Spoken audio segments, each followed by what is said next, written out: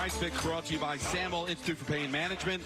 He's got 18 career goals in 50 games against the Devils. I'm going to go with Chris Kreider, anytime goal scorer tonight for the Rangers against the Devils. That's Ice Picks brought to you by Samuel Institute for Pain Management. For a pain-free life, visit samuelpain.com today. You remember, Peter, when Don did the 15-leg parlay at the end of the week? Yeah. Did he win? He went 5 and 10. I went 5 and 10. Yeah. At least I tried. You do. You give it a shot. Nobody aims for the sun and expects to survive. That's right. But did you even get close? No. Yeah. Mike Richter, one of our favorite people, joins us now here at the NHL store. Thanks, guys. The only guy that got away with wearing a jacket that's got his name and picture on it. That is very cool. Yeah, I just made this. Yeah, I like it. For those that are listening on radio, it's a blue Ranger jacket, red, white, and blue, and it says Mike Richter. And there's Well, actually, the brand is FE, and we just met the owners in the back of the store. These things are extraordinary. They're made totally sustainably. They've got a pile of solar panels, which I love. I do a lot of that myself now, and they're able to put all kinds of iconic pictures on these things in a way that no one else possibly can. And if you look, Marty's got one too. You take the jacket inside and out, and it's got his whole stats inside. Yeah. They're just. And it's a pretty nice, like the actual feel of the jacket. It's unbelievable. Pretty nice. It's a really cool thing. So I think you'll see a lot of this FE brand. It's really cool. But you seem like a really humble guy. So I want you to be honest with me. I am the best at being humble. All right. Well, I love it. I love it. Better. Would you walk around with that around the neighborhood?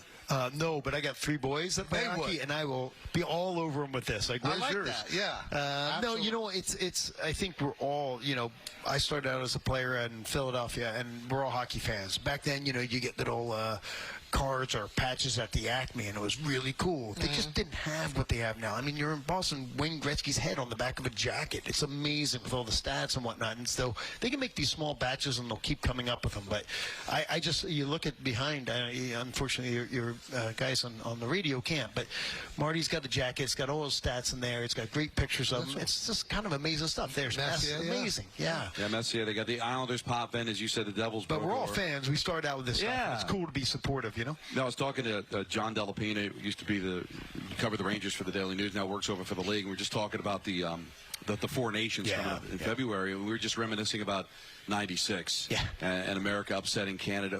Where does that rank for you as a non-NHL event, but still something that really resonates with American hockey I get asked that question a lot, and Marty and I were just talking about it. I think it's an extraordinary thing.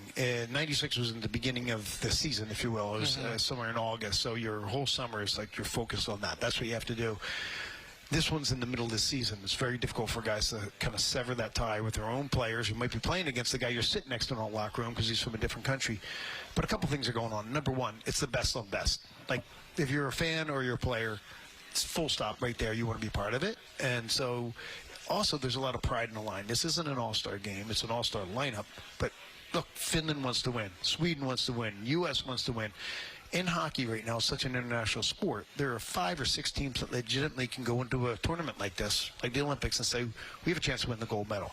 And it's going to be whoever is playing great at that moment. So who's your goaltender? Who do you start? You can't take a shift off, let alone a period, because it's going to be, you're behind the 8 ball so quick. So for me, I love these tournaments, and the fact that the NHL brass got it together, it's hard to do, but it's worthwhile. So we had Chris Mullen on earlier talking about Lou Cornacecco, who passed, and he said something I'd never heard before, that he and Ewing were on the U.S. Olympic team, and they never said a word to each other. Man. Was that like you with any people that you were on that team with that you played against during the season?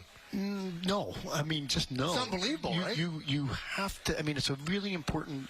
There's nobody in this tournament that's not a great player. There's nobody in the NHL that's not a great player. Every year at the skill level, but you're looking at the best and the best.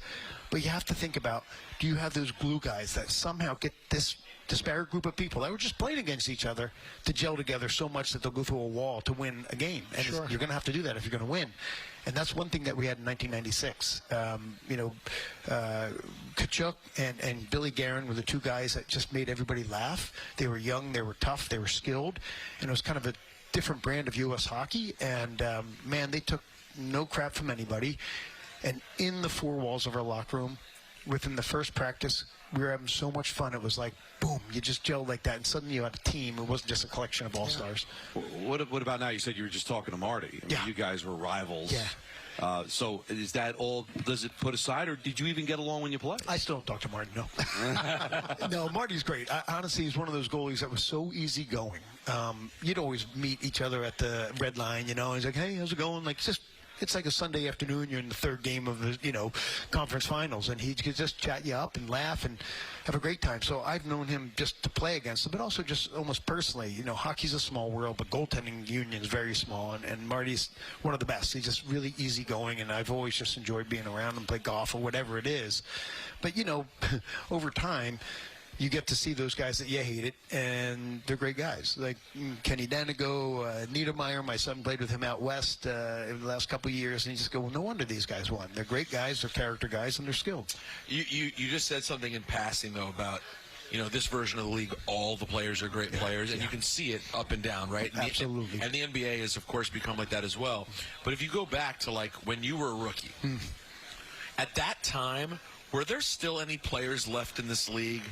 And I'm not, obviously, I would never ask you for a name. Yeah.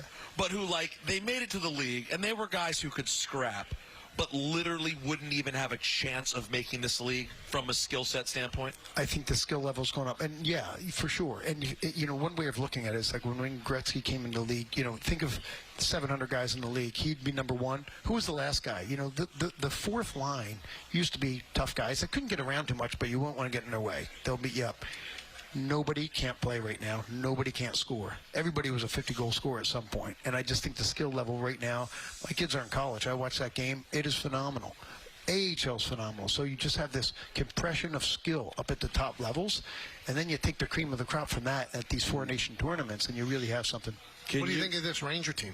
I love them. I mean, look. They're struggling right now. They're struggling right now. There's no two ways about it, but they're very well coached. I think they're one of the most exciting teams in the league. It's a big, tough league out there. Nobody's going to give you an inch. Rangers got off to a great start. Now you got a target on your back. They have some injuries. I don't mind struggles. I mean, you got to get through them. And if they get through them, the hard way, and they learn something from it, they'll be better off for it. But man, oh man, every night is a battle. I know when I started my career, people were like, you're going to make the playoffs anyway. No, you have a couple hiccups now, and you're in real trouble, even in October. Can you empathize with what Igor is going through right now of trying to not only carry a team that's struggling, but also he's got a contract, and with the salary cap, there's a lot going on for him. There's a lot on his plate, but I mean, look, it's not easy to set the benchmark for the price of a goaltending, and if you're the management, you're like, do I want to do this? How do I, do I want to lock him in? With the salary cap, it's a really complicated, difficult thing. Igor somehow, I mean, I've been super impressed. He just does nothing but puts his head down and puts in a phenomenal performance again and again. So, the Rangers had their struggle, but he's been a real bit of stability, as has Quick. I mean, both of them are amazing to watch. And so, yeah, I've got a ton of respect for both those guys, actually. It's funny. I mean, he can make upwards of $12 to $13 million a year. And I always ask this to the guys I broadcasting games with the Yankees, like O'Neill and are you guys jealous of what people make now? I mean, David Cohn won 5 championships, and Garrett Cole makes $36 million a year. Yeah. Do you look at Igor and go, why couldn't I be younger? The only guy that ever annoyed me was Jeff Buchel. No, I don't. I think this guy's worth every penny. Right. He is a spectacular player. The game is bringing in that much money. It's supply and demand. There's not a lot of Igor Shesterkins out there, so you got to pay if you want to, have the privilege of having him between the pipes. And I can't look at the guys now with the salaries they're making because the guys before me are looking at my salary. Right. It's just an evolution. You didn't have a cap when you played. Right. So how much responsibility is on him that, well, if I get more money, that might mean somebody that's supposed to help me might end up having to go someplace else. Should he allow himself to think about that? Yeah, and you see players do those really unselfish things and go, okay, well, defer some payment, or I'll take a little less. I need this guy on my wing in order to win a championship, and that is what it's all about. So it can be used against you, too, as a little bit of a weapon. Hey, man, we would like to get Cal McCarr. Could you take half your... Right. So there is a balance there, and it's hard to kind of game it all out. The best thing he can possibly do is what he's doing. Go out there and just play awesome. See, that, Mike, that I could never be a guy because I'd say, no, I want the money. You guys figure it out. You know what? It sounds...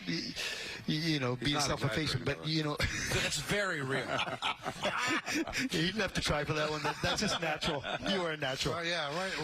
No, but when you have that locker room like that, you go to work every day with those guys. They are your family, and you rely on them. And I think that changes the equation pretty profoundly. Really great to see you. Yeah. And have a great holiday. Yeah, thank you, guys. Thanks for having me. Thank you so Great much to see for you at the dropping by. rink. That's the great Mike Richter. Thanks. All right, we'll come back in just a moment. We'll also talk to Marty Brodeur a little bit later on in the 5 o'clock hour. Give you a chance to win that VIP access to the holiday party coming up next Friday. It's Kay, LaGreca, Rosenberg, Richter, and you right here on Yes at 880 ESPN.